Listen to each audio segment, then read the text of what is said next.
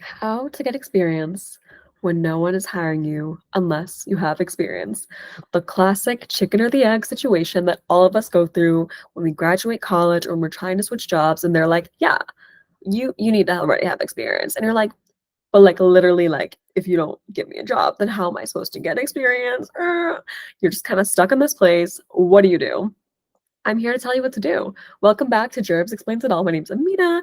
I graduated from Georgetown University. I've been working in the tech industry for about 6 years, and I've switched jobs maybe 4 times, switched companies a couple times. So I have some experience with how to get experience when no one's hiring you unless you have experience. So let's go through today's lesson. So in 2023, there were 191,000 US based tech layoffs. So, us being flexible, potentially getting laid off, being ready to switch roles, switch positions is critical right now because there might be more layoffs. I know there were some layoffs just like the past couple of weeks in the tech industry. So, we got to stay ready. This is not to scare us in any way. I really believe in staying calm, but staying ready. And 70% of tech workers surveyed by BCG were open to considering new positions. So, like, we're all kind of open to trying new things. But the question is, like, how do we do that? Because really, we're trying to survive and, like, survival of the fittest. Lately, it's more like survival of the flexible. Because if you can adapt and just shapeshift into different roles and whatever's needed in the industry, you'll survive, you'll still make it in the industry. So that's what we're talking about today because it's challenging. Like switching roles is really challenging. Sometimes you genuinely lack the experience. You literally don't have XYZ skill that they say they need for the roles. Like, what do you do in that situation? You lack awareness. Like, you don't even know what jobs you could apply to with your role, which sometimes I feel really lost about that. I'm like, what skills do I actually have? Like, I do this stuff in my day to day job, but like, what does it mean? Are these skills even tangible? Like sometimes I'm so lost, honestly, like just to be honest and vulnerable here. Lack of connections, like I don't know, there's a job or situation or whatever, and like Ronnie told Rachel or something, and like you're like, what the heck? I don't even know Ronnie. I didn't even know about this opportunity. So you didn't even get to apply for XYZ position because it wasn't even on your radar. And lack of confidence. This is definitely probably one of the biggest blockers actually, because like sometimes you can lack experience, but you can speak to it, you can talk to different experience, you get kind of finesse. But if you lack the confidence, you just like feel like I can't do this role. Like I've never done this type of role before. I'm not even gonna apply. It's gonna be so scary. That could be one of the biggest blockers. So we'll talk through some ways to get around this because like how the heck do you overcome these challenges? They're really hard challenges. So I have 3 kind of tactics I usually use to finesse and shapeshift into different roles. 1, you can reframe your current experiences. So before going out and trying to get a bunch of experiences, pause, reflect on your experiences you genuinely already have, and see if you can just reframe them to fit the role. And we will go through an example, but this is huge because you might be able to save a lot of time and work by just like reframing what you already have. 2, if you're like genuinely you cannot reframe what you have, honestly, you can try to volunteer with friends or acquaintances or colleagues on a side project to gain the experience necessary. If you don't have friends who you can volunteer with, then you start your own project. So going back to reframing experiences, let's just do a quick workshopping here. Let's say you're in a sales job and you want to switch to project management, like some type of project management role opened up and you're like, let's say you got laid off from the sales job. Like, what do you do? How do you reframe? Because, like, usually for sales job, it's like you exceeded metrics, you worked on client relationships, there was some type of strategic pitching going on. So let's try to reframe this. Okay, if it was going to be project management, you can be like strategic portfolio planning, talking about A to Z, the planning you did, the tracking of your metrics, how you executed on that, and basically you project managed to make sure you met your metrics. Same with the client relationships. It's like stakeholder management and tracking. How did you really optimize those relationships for the best outcomes?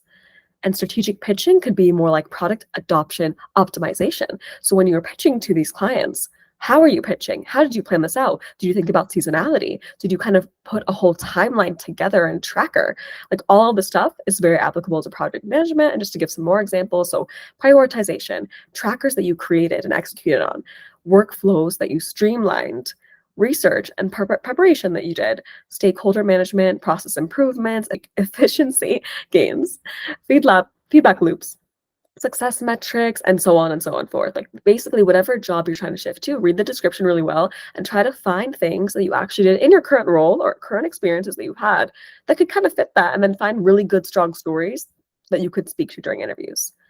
But let's say it's like literally you cannot, like you tried to reframe and you couldn't, you tried to even use bar to chat GPT to reframe. It's not applicable. You just genuinely don't have the skill. Let's say it's like something more technical or something specific. Let's say it's UX. You're like in a sales job, you want to switch to UX, but like literally you couldn't frame anything because like you have no experience. This is where you might want to like find friends that have a side project, maybe a nonprofit or a small business or a creative project, and then volunteer to do their UX stuff for them. This will be great because you don't even honestly have any awareness of what this role is. So maybe one, you'll find out if you like it or not.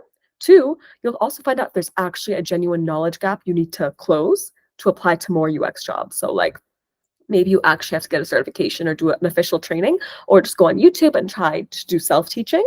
Whatever it is, this is how you can actually figure that out and prepare yourself. And this is great because like, let's say you are applying to UX design, there's a few people from sales jobs that are applying to UX design jobs, but you actually have something, a genuine project that's on your resume that you can speak to that will set you apart and give you a chance.